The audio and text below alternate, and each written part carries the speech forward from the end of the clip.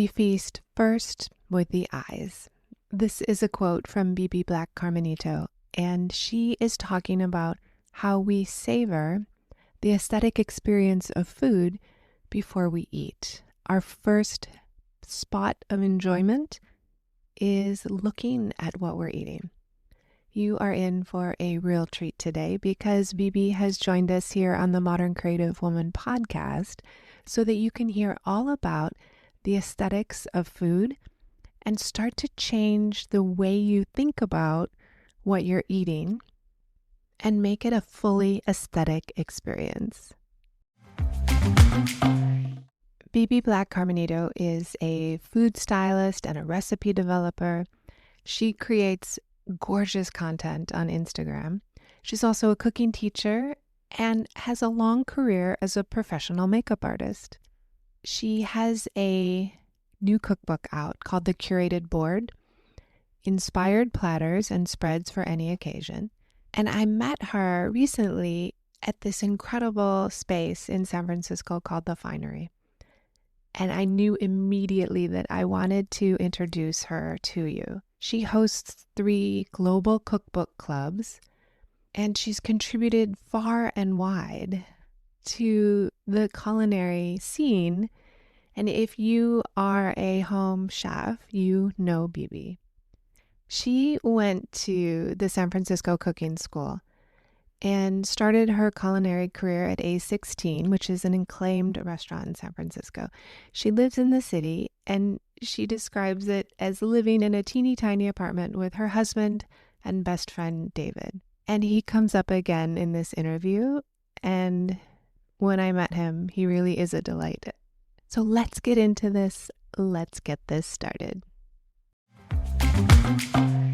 Bebe, I am so happy that you are joining us today on the Modern Creative Woman podcast. And what you are doing for aesthetics and food is incredible. Thank you. Thank you for having me. I've been looking forward to this. This is so great. And as a food stylist and a previous makeup artist, what you see is so interesting to me. So maybe we can just talk about where we met, and then we will jump into what's happening in your world of aesthetics. I saw you speak about your book at the Finery in San Francisco, and it's an incredible place for community. They do such a good job inviting women in to connect with one another and really appreciate what they have to offer and what one another brings to the community. So how did you end up talking at the Finery? And then we're going to jump back to how all this began. Well, actually, about a year ago, I attended my very first event at the Finery with a friend, and it was the Galentine's Day celebration, and I just fell in love with what Jen was doing there. I loved the community she was building, and I don't know, I kind of thought this would be a really great place to have a book signing event. And I talked to her, and we kind of talked about it, and that was last February, and my book hadn't come out yet. It came out in September of 24, and we slowly started talking and putting it together, and it just turned out to be an extraordinary evening of women and delicious food and building a great community again, and it was just a really exciting experience for all of us. So yeah, and that's where I met you. Yay. I think what's so amazing is how we put ourselves in environments and find the people that we want to connect with. And so that's why I ask in particular about the Finery, and I'll link the Finery in the show notes so people can find her and her work. So you began, let's go all the way back to makeup and styling people.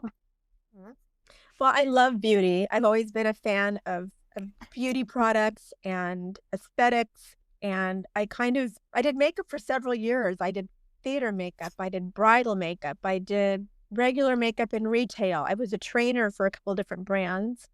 And I really love beauty. And I love the fact that I now can marry beauty to food in a different way. And I just kind of got to the point where I was ready for a change.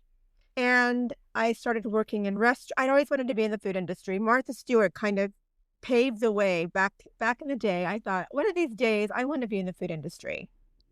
And so during my makeup career, I kept up on food trends and reading magazines. And then it just came to the point where I was ready for a change and wanted to build a career in food. And so I started working in restaurants, thinking that's what I needed to do. I thought, oh, well, if I want a career in food, I have to work in a restaurant, which is very true. I think everybody at one point should get restaurant experience because it gives you a greater appreciation for what goes on behind the scenes and everything. But I wanted to be creative in the sense that I had more autonomy. And that's kind of how I started food styling. And I did cold calling with people. I thought, if you ever need an extra pair of hands, if you just need somebody to be a gopher or just, to gather props, just whatever it is. And I connected with somebody named Molly DeCadreau, and she's an SF-based photographer she's incredible. Her work is beautiful. And I just assisted her a few times, and I fell in love with the art of food photography and food styling. That's really how that all began. And that was probably in 2016, 2017. That was several years ago. And then I kept working in restaurants. I worked at A16. I worked at Marla Bakery. I worked at 20th Century Cafe. And then I just thought, I want to be a food stylist. That's what I need to do. I thought, whatever it takes to make that happen, I'm going to do that. So that's kind of what happened with my trajectory into food styling. How did you take the leap into knowing you wanted to do that and then taking the leap? Like, what allowed you to make that big pivot? My husband basically encouraged me. He said, honey, if this makes you happy, then this needs to be your future. You need to figure out how to make it work. And again, then the pandemic happened, and I did everything from home. I started doing recipe development for different brands and then shooting the photos just with my iPhone. And I, again, just fell in love with the art of aesthetics and food and beauty and married all of those things together. So that's kind of how it started. I just had a very supportive husband that helped me pave the way to that career. Well, when I met your husband, and he was wearing a jacket that said Bebe's husband. Yes, he was. Where's that free event? He works with me. He comes and helps me. It's really funny because before my book came out, I was like having a moment like, okay, this is a big thing. This is going to happen. This is going to change my life. And I was kind of just having a moment to myself. And he comes out of the other room, and he had on the shirt, and he modeled it for me for the first time. And I knew everything was going to work out when I saw him in that shirt. Just knowing that he was going to be there with me through it, Like, he took the time to order the shirt, get the shirt made, especially, I know he designed it. He picked the colors and the whole thing, and it just really set my soul afire. And I just got really excited about the next year of my life. Wow, it really speaks to the importance of surrounding ourselves with people who believe in us. Mm-hmm. And I think so many women get stuck where they're surrounded by people that they've been with for a very long time. So the same friend group or the same work situation.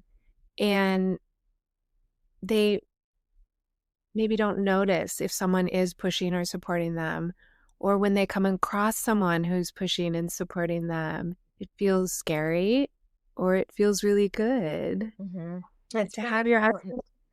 So good. So good. Yeah, thank you. Yeah, no, I totally ditto your sentiments on that. I think supporting friends and loved ones is very, very important to the success of an individual. Yes. And I think sometimes we forget when we support other people what it does to the world, right? Well, your husband supports you, which supports the book, which supported all those people in that room and all the places you've been on your book tour, but all the people that are impacted by his generosity to you, it really is incredible. Mm-hmm. No, thank you. Thank you for saying that and pointing that out. I'm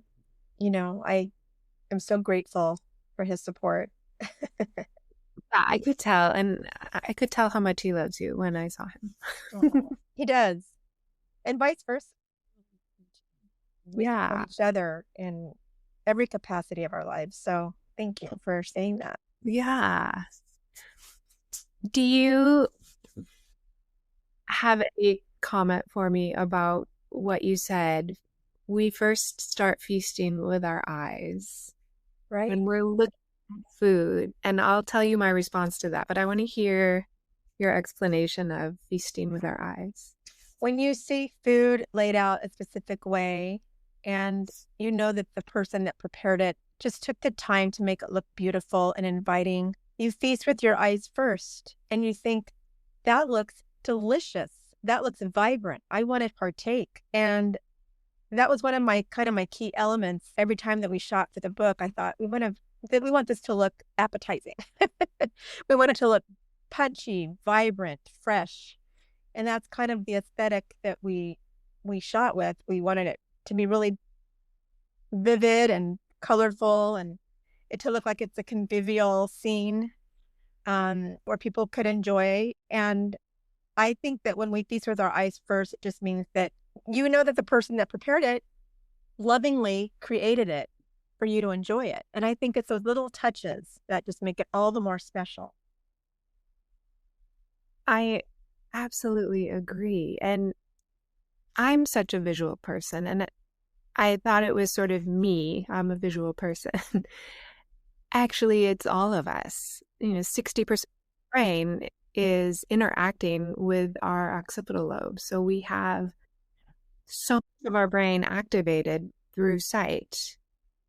It's why we can have a nice rest by just closing our eyes for a few minutes. It really relaxes our brain. But when we open our eyes to have something visually stimulating is incredible. There's also been research to show if people are putting art in different neighborhoods, the crime will go down. And so murals and aesthetics and parks in different neighborhoods help people enjoy their communities more. So of course, looking at food as an object of beauty, it makes so much sense what you say. Thank you. And even if you're cooking for yourself, if your husband or wife or partner isn't with you, take the time to create a meal that's pleasing to you to look at. Just because you don't have to slop it on a paper plate, use the fine china, use the good pottery, put an edible flower on your salad. I mean, those little things.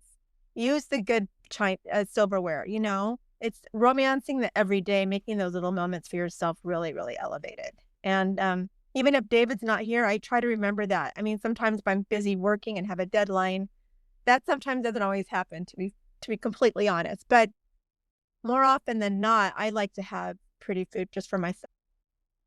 It's something my mom always talked about. When I got my degree in art therapy, she bought me a set of flatware that's shaped like twigs. And it's all brushed, so beautiful. And we use it every day. It's something that really matters to me around aesthetics. And it really helps us enjoy. There is zero reason to save the good stuff. I agree with you. Yes, I agree completely on that. Put a little vase of fresh flowers on your table, even if it's just a sandwich lunch.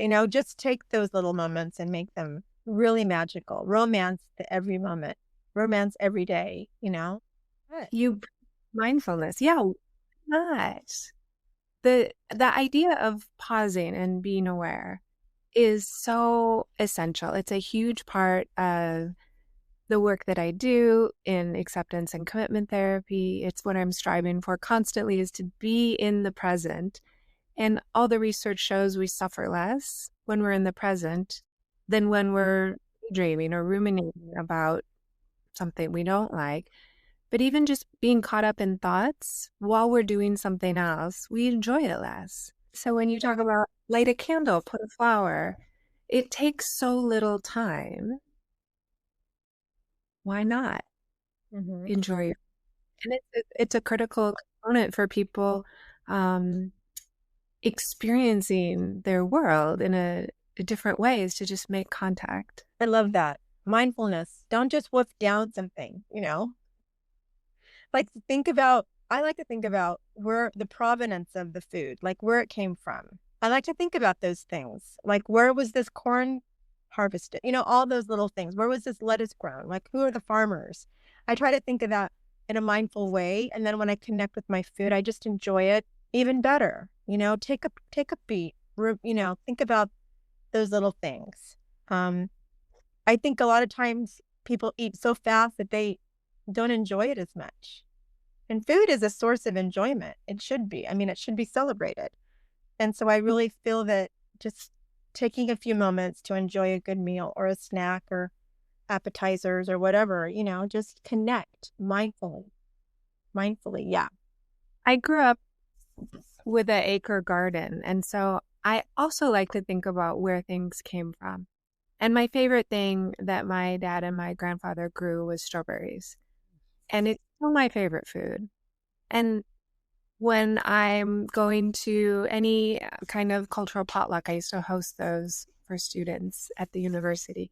Just bring in something childhood food that you would want to share. It could be something you loved or you didn't really love, but it feels like it played prominently. I always brought in strawberries, and I would cut the tops off. And someone said, you even cut the top off. You took care of us. And it really got me thinking about that food memory of picking the strawberries. My dad would make strawberry jam. He would freeze some with sugar for the winter, but he would also freeze some without sugar because that's what I wanted. They kind of kept their shape better. The aesthetics. Mm-hmm. Right. So the sugar breaks. Yeah. Right. But you talked about food culture and food history and food memory. So I guess I'm bringing all of that into this. That, like, my memory of strawberries, every time I eat a strawberry, it's so pleasurable to think about the strawberries I ate as a kid. Mm-hmm. Mm-hmm. Yeah, I know. I think about my mom's enchiladas. Like, I'm from New Mexico, where chili is celebrated. It's our greatest crop as a resource, and it plays a prominent role in my cooking for David and I. I love spice. I love heat in food. But when I think of my childhood, I think of my mom cooking her enchiladas with her wine cooler and her bandana on her head and just cooking her enchiladas. She really got into it. And I love that memory of her. But what's really interesting is that she'd let me help her cook. Like, if she was cooking or making a stew or soup or something, I'd want to go in and stir it. And she'd say, no, honey, that was her time. That was her zen, But if she was baking something, she'd call me in to help her. If we're making cookies for my classroom or my Valentine's Day party at school or a birthday cake or like something sweet, I'd always be her little assistant. And I'd go and I'd help her, bake the cookies or whatnot. But it was those memories of baking with her are just some of my fondest memories as a child. And so I can still taste some of those foods. Like, we made chocolate cupcakes a lot, and she loved cinnamon, so we would put cinnamon in the chocolate cupcake. And I just remember chocolate and cinnamon, those baking, those warming spices. I think of that as a kid, as a memory. But for enchiladas, like, every time I have enchiladas, I think of my mom. Of course I'm going to compare them, but that was like her thing, like her and her green chili stew. Those two things are just like, nobody can make them like that, But those food memories really tie me to my past. And it's a link, people have those memories and it's a link to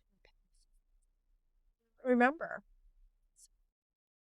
It's true. My grandmother and my mom made a great effort to teach my brother and me to cook and make bread. And my grandmother was a little superstitious. She would only allow you to stir the gravy one direction. You were not allowed to turn the whisk the other way.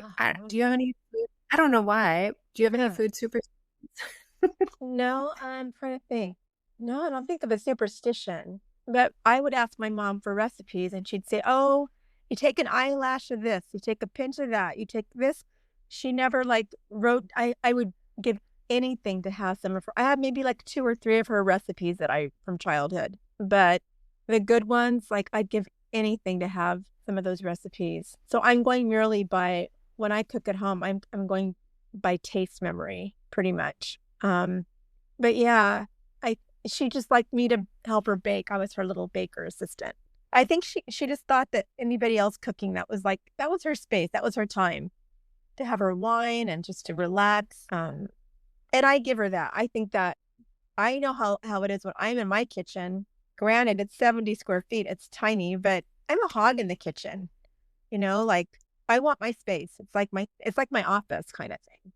But lately I've been letting David's been helping me cook breakfast on the weekend, and it's been really cool. Like he gets to pick the dish he makes. And so the weekends I kind of like, it's really hard to not get in there though. I want to help him. And he's like, "No, I got this." Because that's how I am, like 99.9% of the time. I got this. I don't, it's like my office kind of thing. So You cook like your mom then. that's true. I do. I cook like my mom. I got that from her. You're right. Never thought of it that way. Yeah. When we talked before, we mentioned an entry point to culture is food. That we often learn about another culture first through its food. It's a way to connect and make bridges to other communities. And what you've done in your book, I think, says a lot about who you are as a person who likes to bridge across communities. And living in San Francisco, it's a global community. There's people from around the world. It is. It's such a great example of a world culture. How do you see food as that entry point for you and for others in San Francisco? I just really think that it's important to share your gastronomic heritage with others. I think for me, being a food person, it just kind of comes with the territory. We all want to know about each other's culture, food culture. And so I think that it just really builds interest and excitement to like learn about somebody else's childhood favorite food. But in my book, you're right, I did work with 7 contributors that all spoke to their gastronomic heritage, and I really wanted that. That was a very important point for me when I was writing the proposal, that I could share those cross-culturally. And I really wanted this to be globally diverse so that people could pick it up. And it's not just a cheese and salami book. It's really, that's great if it is too. I mean, I love those books as well, but this is from breakfast to dessert. You have menus that are globally themed, and I want people to use this kind of as an educational tool about how to try different foods. If there's something you haven't tried before, it's a really great way to start, learning more about another culture through food. And like the title, The Curated Board, inspired platters and spreads for every occasion. It is for any occasion. You can do one of these menus for a birthday party, a bridal shower, a girls' night. You pick it, it's got a lot of different options. What we talked about before when I met you really struck me as cultural humility, and the idea that in any position we occupy, we can understand that what we see in our culture is not the right way or the only way. And you've demonstrated in the book this cultural humility about giving credit to other cultures and giving authorship to some of these recipes to people who are really the experts on those recipes. And so I just want to give you so much credit for that. It requires a level of humility that's not about making ourselves small. It's about making our vision really big. And I think you did such a good job with that in the book. Well, thank you. Yeah, I have a lot of recipes in here, but I wanted Christine Gallery to write the recipes for a dim sum menu. I wanted Amisha to write a menu about Indian food. And, on down the line, I wanted each person to speak to their gastronomic heritage. That wasn't for me to do that. And I, certainly wanted their moment to shine. I wanted to give them autonomy in talking about their memories. Like, for instance, Amisha's mother-in-law taught her a hack to make samosas using tortillas. And I just think that is the coolest thing. I wanted that to be part of the story. And when I read a cookbook, I read all those little things. I want to know the provenance of the recipe. I want to know where it came from. And so I really wanted to that. It's genius. And I think that, the Bagels and Lox page is so gorgeous. The recipes from Mika Siva and how the history is played out on that board is just you can feel it in the image and in what you wrote. Thank you. Yeah, that was important for me. I really wanted to give her that the pescatarian challah bagel brunch. It's a lot to say. Yeah, I really wanted people to see that, how she learned cooking, and she's a nutritionist, and I just really wanted each person that contributed a recipe. When you create your boards and your recipes, how do you document it? I'm sort of imagining you there with your phone documenting visually. Do you write down your recipes? Are you like your mother and you just cook them? What's your personal process? Well, that's a great question. So if I am using a recipe, say for a project or it's for a brand, I use these old school composition notebooks and I just write everything down. I use my scale, I weigh everything out. I put the measurement and the weight, and then I test it 2 or 3 times before I vet it or I scrap it if it's not good. And that's how I do it. And then once it's vetted and I've got it down, then I'll put it into my iPad on my note field in the note field. But it's very old school. It's not like I don't use apps to create recipes. I just write it down, chicken scratch pretty much. Sometimes I can't read my writing if I do it really fast, or if water gets on my notebook and it smears the ink. That's the worst thing, because I love these pens, these Flair pens, which water doesn't like. So that's basically, it's old school. It's nothing technical at all. I'm not tech savvy, so I use old remedies for writing recipes. Just old school chicken scratch. Really. It's better for your brain. It's really better for you to write. We learn more, we encode better when we use a pen and paper instead of typing. I often make my writing. I love writing. The first thing I do in the morning is I have my coffee and I spend 30 minutes writing. Whether it's like a scripture, I write down a scripture, or 5 things that bring me joy, 5 things that I'm grateful for. I spend 30 to 45 minutes writing in the morning, and I love to write. So I think that's kind of why I do my recipes like that. And I'm not technical, so I just like pen and paper. And then I'll take a picture of it just with my iPhone, just not styled, just, to kind of document well. I write every morning too. I think it's how to start the day well is to be in reflection. Mm-hmm. Absolutely. What do you drink in the morning? Coffee. Coffee. My husband he has a science. He has a very specific science to coffee. So he brings me my coffee every morning if he's not working. But I drink coffee with Coffee Mate. It's probably the last thing you'd expect from somebody it's not healthy. It's not gourmet, but it's what I like. And that's what I have every morning. I'm a coffee person. And I have about 1 to 1.5 cups every morning. And then I drink water the rest of the day. Is it a special coffee pot or a special coffee? We love Phil's coffee house. Oh, yeah. No, we use Starbucks Italian roast and old school. It's a Capresso machine. We got it at Sur La Table, I think, or Williams Sonoma. I don't remember. But it's not a fancy coffee pot. It's old school.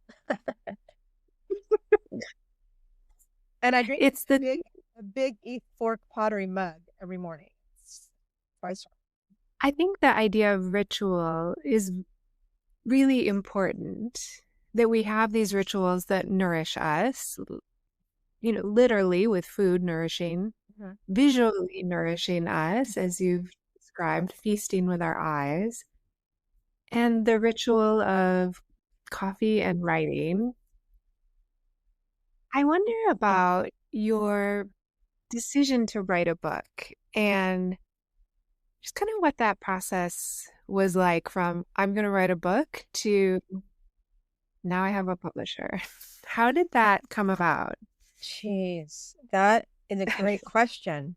So basically, what happened is every Friday night, David and I would go out to dinner. We would try a new restaurant, or we would go somewhere in our neighborhood, or we'd walk there, and it was our ritual. Every Friday night, we'd go to dinner, and if he wasn't working, that is. And then the pandemic hit, and I thought, well, I still want to keep the Friday night ritual because it's a great way to jumpstart the weekend, and we look forward to it every week. And once the pandemic happened, we couldn't go to restaurants anymore because everything was either closed or it was just, remember that. You remember what that was like. And so I thought, well, I still want to keep the memory. I mean, still want to keep the theme alive, like Friday night, date night. So I started building cheese and charcuterie boards on Friday, and we called it Nibble Board Friday. It was like our Friday night. We'd make cocktails. We'd sit around the table, put music on, and we would have like a little date night in our apartment. And then after 4 to 5 weeks of doing the same exact cheese and charcuterie board, I thought, how can I make this thematic? How can I change it up? How can I make it more exciting? And I started doing thematic boards, like a apero board or an aperitivo board or an Italian board. Like I just, culturally infused some creativity into it. And I was posting these on Instagram, and then I had an agent reach out, Leslie Jonah, and she said, hey, I think you might have a book here. You want to talk? And that led to writing the proposal, which led to publishing a book. That's basically how it happened. And I never thought I was going to write a book. This just kind of like, it just happened. It was really cool. And she guided me every step of the way. And yeah, that's how the book came into fruition. It's how I began writing as well. A couple things. I worked with one publisher, but someone from my current publishing company found me presenting. And I think the commonality is if you're doing a thing you love, people will see and they'll pick up vibe, your energy, your enthusiasm for it, and want to talk with you and have conversations about it. And platforms emerge when you're on the right path, I think. I think you're right. And I think if you're loving what you're doing, it's infectious. People will see that. And I think activity breeds activity. And the more that you do something and that you're prolific at something that you love, I think it just happens. I think you just have to be passionate. But that's how it happened. So there's something to be said for your consistency in that process. The every Friday night board, seeking variety in what you were going to prepare, but consistency in Friday night, date night. We made it a point to really have that as a ritual. It was our way of connecting, our way of kind of escaping what was happening at the time, and just a celebratory evening every week. And so Thursday, I would probably start thinking about what I was going to make on Friday. And I might try a recipe or test a recipe or look in a cookbook for inspiration and try a new cracker or a dip or a cocktail, whatever it was. And I just really got into that. I thought, I'm going to start writing all this down. And that's kind of, so when Leslie approached me with the proposal idea and the book idea, I already had some of the recipes that I just did for fun, like to kind of keep my mind creative.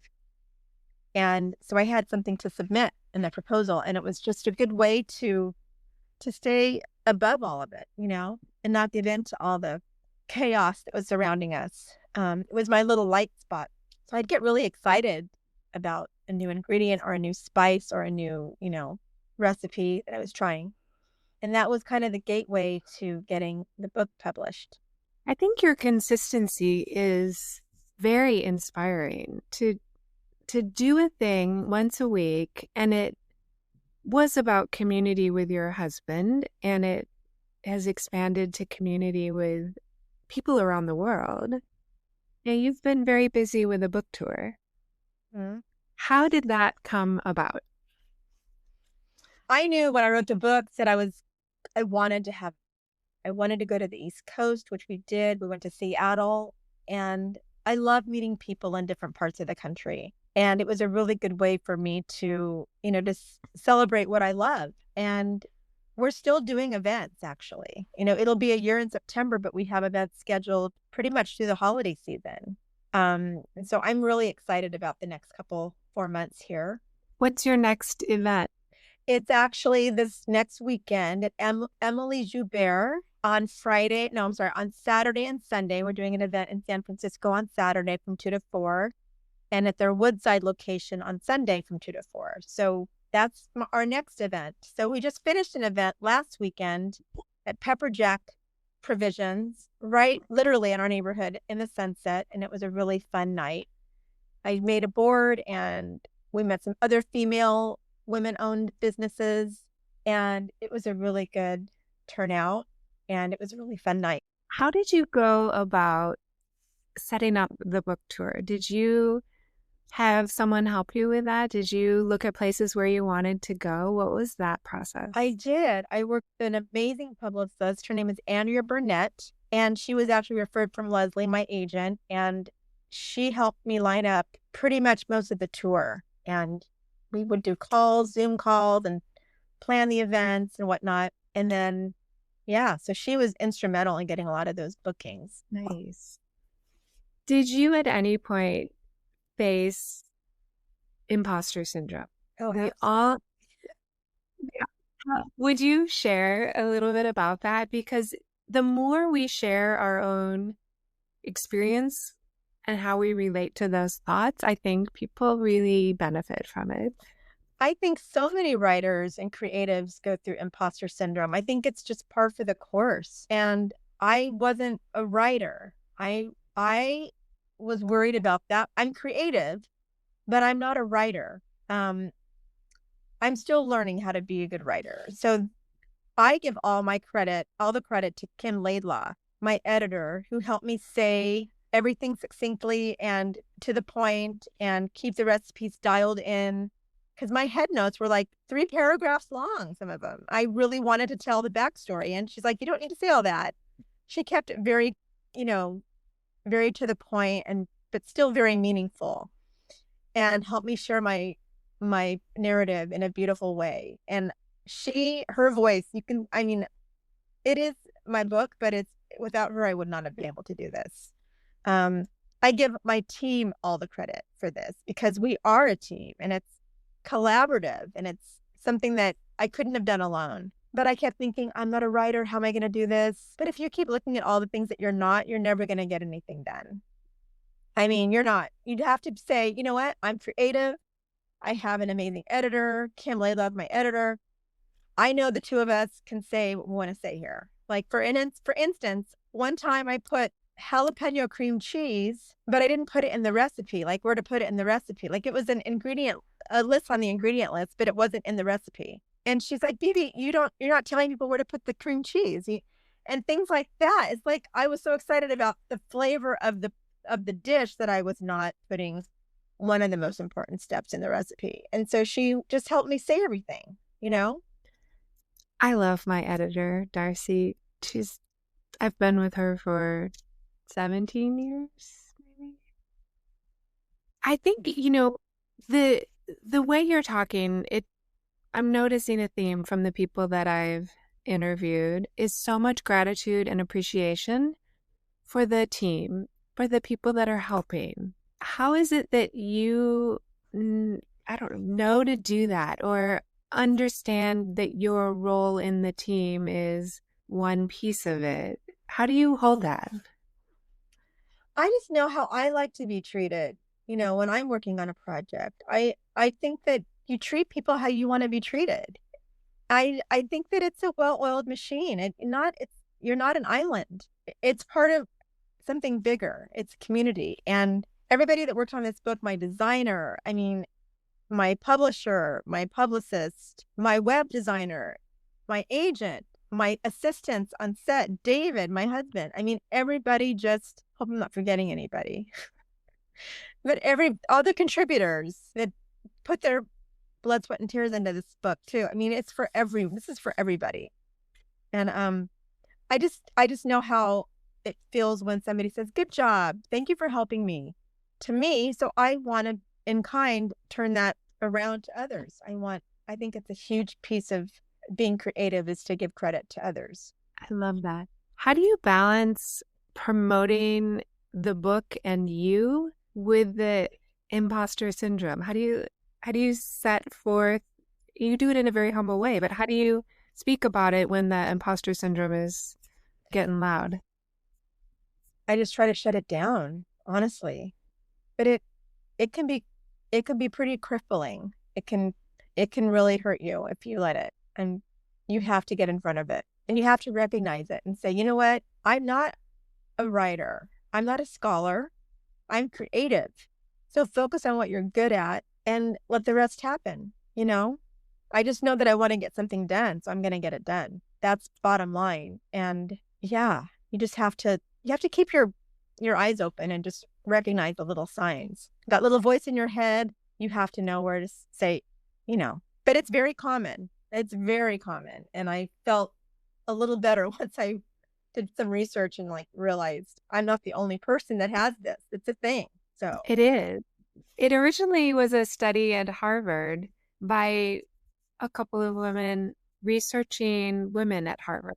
And there were so few women at Harvard. And they thought it was like this high achieving woman's problem because that's who they were interviewing. And they described it in this way. And then they did due diligence and began researching further. And they realized pretty much everyone has an inner dialogue that is critical. And sometimes it shows up with, we project our worries onto someone else. That's what I do in my writing. What is this person going to say? Like, I imagine they would be very critical. So our mind is very clever in trying to make us compare, make us be critical.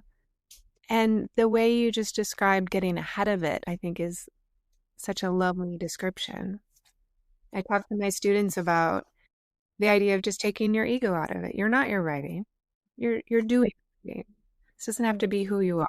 right. So I guess balancing it is just knowing that how much I love doing events, how much I love what we created. I say we because again, it's a team. But this is probably one of my greatest achievements. Besides getting married to a man who loves me and supports me. We have a great marriage and we're very happy and they go hand in hand, you know? But yeah, I mean, you have to get in front of it and shut it down. I mean, I'm not being like technical with this, but I just think you have to believe in yourself. Yeah. And provide lots of self-care during the process. Take care of yourself. Go to bed early. You know, don't drink that extra glass of wine or don't drink at all. Or eat really healthy. Go on your walks. Be in nature. Write in your journal. Like all these things really gotten me through all of this. Those are essential components in your business plan. Yes. Yes. Absolutely. I agree. There's a lot that we can do to eliminate and sleep, of course, and not drinking. If I think of two things that I've done to help my writing and my life in general is to get 9 hours of sleep, and I quit drinking in the pandemic. I was just taking a month off when the pandemic started, and so there's nowhere to go, nothing to do, and that was the end of that. And I'm really grateful for like the extra time and energy that's given me, and to sleep 1 more hour, so much more time is available during the day to me that I'm not losing. Yeah, no, sleep is crucial. I agree. Yeah, the not drinking has been really helpful for me too. In fact, January 1st, I think I might have had my last glass of wine. And then I might have had a few sips here and there, but I haven't had a glass since then. Yeah, it's been really great. And David quit drinking because he hiked Half Dome recently. And so January, he started training for that. So that was a huge part of training for Half Dome is not having alcohol. And I didn't want to drink alone, certainly. That's not fun. And yeah, and then one night, I have to be honest with you, I poured myself a glass of wine and I took a sip and I'm like, this doesn't taste as good as I thought it was going to taste. And I didn't miss it as much as I thought I would. So I've recently been really experimenting with NA beverages or making non-alcoholic cocktails at home. Or when I go to a restaurant, if they have a non-alcoholic menu, I will try something. And But what I really like now is that if you want to have a drink, if you're in a social setting and you don't want to just have water, now there's more options, you know?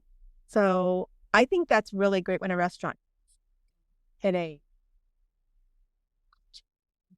Maybe later you can share with me some of your mocktail recipes. I agree with you 100%. And I think that all of the things you're talking about, the mindfulness with food, the aesthetics, is more available when people are not drinking. And one of the core pillars in the modern creative woman is values. And health is my number one value because without it, I'm unable to take care of all the other things that are important to me. Mhm. And mindfulness helps with that food noise. Aesthetics helps with feeling calm and admiring and appreciating beauty. You've talked a lot about the importance of self-care, and food is an essential component of that. Mhm. Absolutely. And we've been eating healthier since since the new year started. But yeah, all these things you take for granted, you can't do that anymore. You want to take care of yourself. You're an instrument. You need to tune yourself and just think in a healthier way. Yeah. When I was in college, I had two sociology professors who were young and doing all this really interesting research, and they were so excited to teach. And they both, in separate classes, talked about not drinking because it's just an opiate. It slows us down, it dulls us. And the idea of what you've been talking about, being mindful of what you're eating, being loving about what's on the plate, attending to it, being present, I think you're really onto something that's deeply mentally healing, deeply emotionally healing for people. It's really exciting what you've put together. Thank you. Thank you so much. Yeah, it's been imperative. The extra sleep, all of that stuff. It's really gotten me to a better place. Where can we find your book? In San Francisco or online, the Curated Board? Where can we find it? Several places. Omnivore Books has my book. It's in a lot of independent bookstores. Green Apple Books has it. Book Passages. All of the San Francisco bookstores have it. You can get it online, but probably also the best place is just to go to my link tree on my Instagram, and there's options. Omnivores on there, and a lot of my bookstores are on there. Um, but it's out there. I'd love to people to get a copy and let me know what they think of it, and yeah, we're doing an event this weekend at Emily Joubert on Saturday and Sunday. So if you're in Woodside or in San Francisco, come by. This is so exciting. Do you have a sense of what's next on your creative journey? You're kind of booked through the end of the year, and will you take a little rest? Will you do something different creatively? How will you kind of wind down from all this book tour work? Well, like you said, there are some events still through the holidays, so I'm still promoting this book and still recipe developing, doing some recipes for different brands here and there. And yeah, I'm just giving it more love. I'm not ready to stop until they tell me we've had enough. But yeah, just gonna keep myself busy and creative and forward thinking. Yeah, that's pretty much what I'm doing now. I've been teaching classes too, cooking classes, which has been another great way to be creative and to hone my skill and craft at Civic Kitchen. And then I'm going to be having a class at 18 Reasons in November. So just teaching's been really fun to do too. And that's an extension of, writing a cookbook because there's more opportunity with that. So, When I first met you, I looked you up on Instagram and I saw so many people that I'm friends with on Instagram follow you also. So oh, cool. yeah, the idea of community, it's there in an undercurrent, even when we don't see it. So now I'm gonna make a special point to have a look at our shared friends and make sure that they get to hear your story.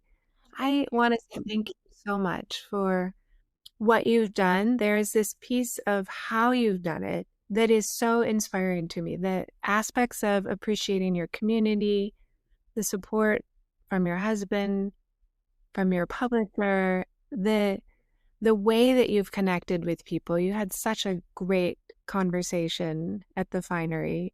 I just felt so inspired. There's a way that we can, from whatever we're doing, have this positive impact on community through you're giving credit to your team. You're sharing what started out as caring for you and your husband, spreading that out. And I think many times women forget that what they do can be of service in the world in a really way if we're willing to step into it, lean towards what we love, and kind of get in front of that imposter syndrome that might be telling us, why is this important, or who would care? We get in front of it and we realize so many people care. So many people have bought your book and really love it. It's incredible. Thank you. Thank you so much. I'm honored, really honored to. Well, I'll drop all the links in the show notes and people can find you on Instagram. Will you say your accounts where people can find you? Of course. My Instagram is @champagne&cookies on Instagram. Excellent. Thank you. Thank you. Thank you so much.